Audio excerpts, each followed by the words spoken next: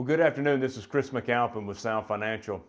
And time and time again, it seems like in every conversation we're talking about these crazy times. And now the market's starting to look shaky again. So are the last few days just a brief hiccup, or the start of a small correction, or maybe a dive into a deep abyss a la Marchish? Certainly we have an opinion and can back it up with data.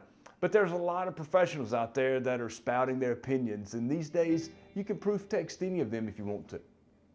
This week I want to explain to you when we took our first step conservative and why.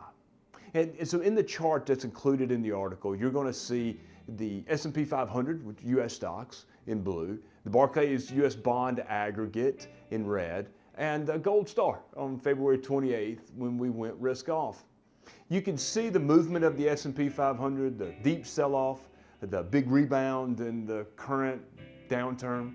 You can also see the Barclays Ag, the small sell-off there in March, but then a rebound and kind of a levelizing and flattening out there in May and in June. And when we took our first step conservative on February 28th, we moved from predominantly stocks to predominantly bonds. And we made this move based on our credit spread signal, which I'm not going to unpack that entire piece there, but there is a white paper that's included. And can you time alternative investments? Feel free to read all about it that you want to. Now, when you look at this chart, the S&P 500 and Barclays Ag, that doesn't give an exact representation of our stocks and bonds, but we want to give you a picture because it's just kind of easy to understand that way.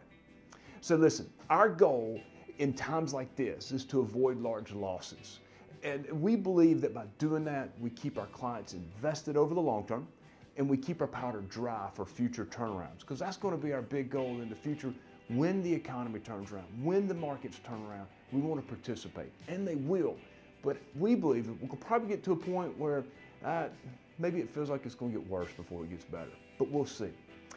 This is the beginning of our explanation on the pieces of our investment framework, our rules-based investment philosophy or rules-based investment methodology. We're going to have 4 parts to this. This one kind of fits into the market sentiment. I also included that white paper in this week's article as well. So feel free to read all that you want. Go nerd out with every bit of it, okay? Thank you.